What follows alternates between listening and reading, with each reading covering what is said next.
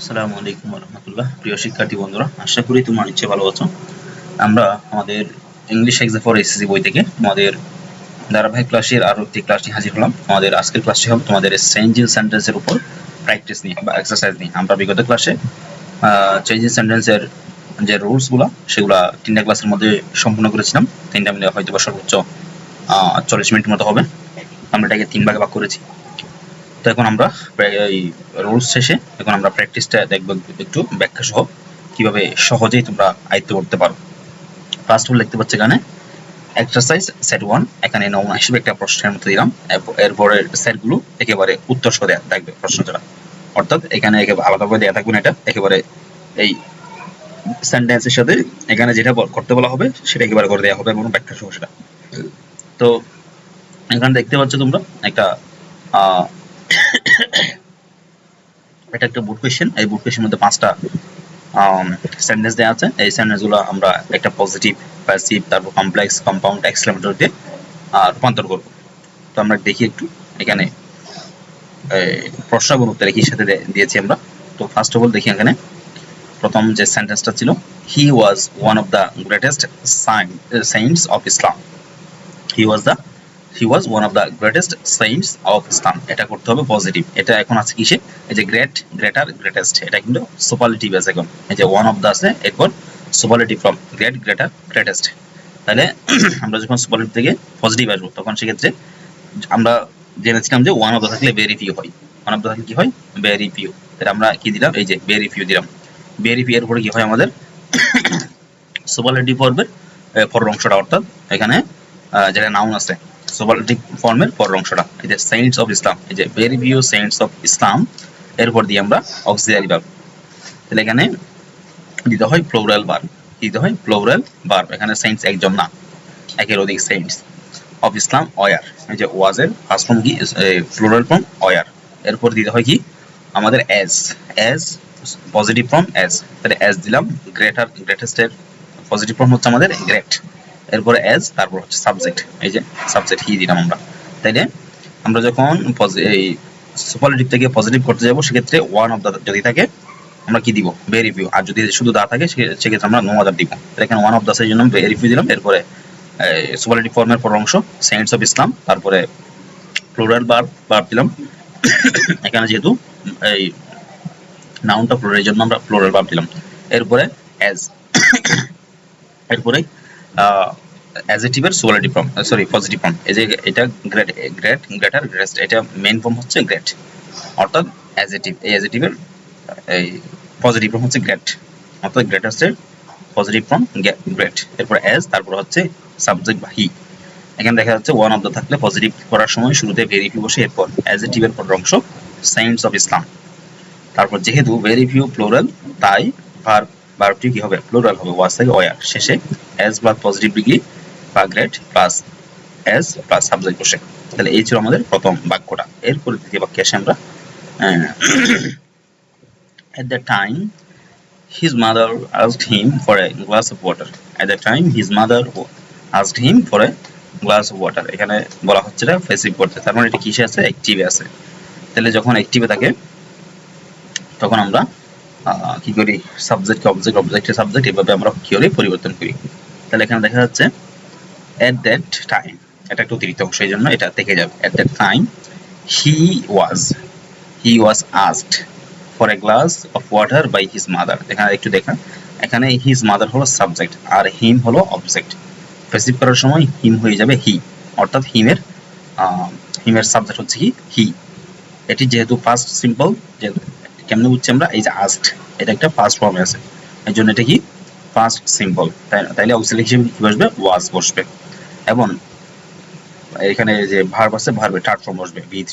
আজকে first participle ফর্মে asked বসবে। এরপর বাকি অংশ ফর এ গ্লাস ওয়াটার, ভার্বের পরে রাখার নিরাপত্তা, ভার্বের থার্ড ফর্মের পরেই এটা লিখে যায়। এটা লিখলে সবচেয়ে ভালো। তাহলে এখানে দেখা যাচ্ছে যে at the time এটা থেকে যাবে অতিরিক্ত অংশ। এরপর এখানে আমাদের মেইন কাজ হচ্ছে his mother asked him, এইটুকুতে। তাহলে এখানে হিমের সাবজেক্ট কি? হি। তারপরে যেহেতু এটা ফার্স্ট ফর্ম সে ওয়াজ বসছে। এরপরে ভার্বের থার্ড ফর্ম asked। এরপর হচ্ছে আজকের জন্য ফর, সরি এই যে পরের অংশটা for a glass of water, এখানে অতিরিক্ত আর কোনো বাই বা ফর বা অন্য কিছু দিতে হয় না, কারণ এখানে অলরেডি একটা কি আছে, প্রিপোজিশন আছে এই জন্য। তাহলে আর পর আসি আমরা পরের বাক্যে, there was no drinking water in the house so he went out to fetch it. এটাকে করতে বলা হচ্ছে কি কমপ্লেক্স। তাহলে যদি কমপ্লেক্স করতে বলা হয় তাহলে দেখতে হবে এটা কোন সেন্টেন্সে আছে। তাহলে আমরা সিম্পল কমপ্লেক্স কম্পাউন্ড পড়েছি, তাহলে এর মধ্যে এটা হচ্ছে একটা কম্পাউন্ড, যেহেতু এখানে কি আছে, সো আছে, সো দ্বারা দুইটা বাক্যকে এখানে সংযুক্ত করা হয়েছে। যেমন আমরা এখানে দেখি, তাহলে যখন আমরা এই সুযুক্ত কম্পাউন্ডকে কমপ্লেক্স করতে যাবো সেক্ষেত্রে আমাদেরকে অ্যাজ বা সিন্স বসাতে হয়, অ্যাজ বা সিন্স। এই যে অ্যাজ বা since there was no drinking water in the house, এতটুকু, তারপরে এই সোটা বাদ দিয়ে হি ওয়েন্ট আউট টু প্যাস ইট, এতটুকুই পরিবর্তন। জাস্ট সোর পরিবর্তে কি বসবে শুরুতে, অ্যাজ বা সিন্স, অ্যাজ বা সিন্স, এরপরে যেটা আছে সেটাই বসে যাবে। যেমন এখানে প্রদত্ত বাক্যের কম্পাউন্ড আছে যার মাঝখানে সো আছে, কারণ ও ফলাফল বোঝালে কমপ্লেক্স করার সময় বাক্যের শুরুতে অ্যাজ অথবা সিন্স বসে, আবার মাঝখানে সো উঠে গিয়ে কমা বসে। তাহলে এখানে দেখা যাচ্ছে যে কমা বসছে, ব্যাস এতটুকু। এরপর আসি আমরা 4 নম্বর বাক্যে, when he came back he found his mother sleeping. তাহলে এটা করতে বলা হচ্ছে কি কম্পাউন্ড। এখন এটা কিসে আছে, এখানে যেহেতু হোয়েন দেখতে পাচ্ছি আমরা, এটা হোয়েনটা একটা কমপ্লেক্সের সাইন। তাহলে এখানে হোয়েন দেখেই আমরা বুঝতে পারছি কি কমপ্লেক্স সেন্টেন্স। তাহলে এটা নিতে হবে আমাদেরকে কম্পাউন্ডে, যেখানে দুটি স্বাধীন বাক্য থাকবে, অ্যান্ড অর বাট ইত্যাদি দিয়ে এখানে যুক্ত করা হবে। তাহলে দেখি আমরা, হি কেম ব্যাক, অর্থাৎ এখানে হোয়েন উঠে যাবে, হোয়েন উঠে গিয়ে বাকি অংশটা বসবে, সাবজেক্ট ভার্ব অবজেক্টে বসবে। এই যে হি কেম ব্যাক, এরপরে এটা তার এখানে যদি সমার্থক কোনো কথা হয় সেক্ষেত্রে এন্ড বসাবো, যদি বিপরীতার্থক হয় অর বা বাট বসাবো। তাহলে এটা কি আমরা দেখতে পাচ্ছি এখানে হোয়েন হি কেম, যখন সে ফিরে আসলো তখন সে তার মা কি পেলো, ঘুমন্ত অবস্থায় পেলো। তাহলে এখানে সাধারণ একটা কথা এবং অতিরিক্ত কথা বলা যায়, সেই জন্য আমরা এন্ড ইউজ করবো। এবং হোয়েন থাকলে এখানে কি ইউজ করতে হয়, এন্ড ইউজ করতে হয়। এন্ড এই হোয়েন তুলে দিয়ে বাক্যের মাঝখানে বা দুই সেন্টেন্সের দুই ক্লজের মাঝখানে এন্ড বসাতে হয়। তাহলে এখানে এই যে দেখতে পাচ্ছি আমরা হি কেম ব্যাক এন্ড, এখানে হিটা না দিলেও চলবে, এটা উজ্জ্ব থাকতে পারে। and found his mother sleeping, এখানে হিটা এখানে অলরেডি আছে, এই জন্য এখানে অতিরিক্ত করে দেওয়ার প্রয়োজন নেই।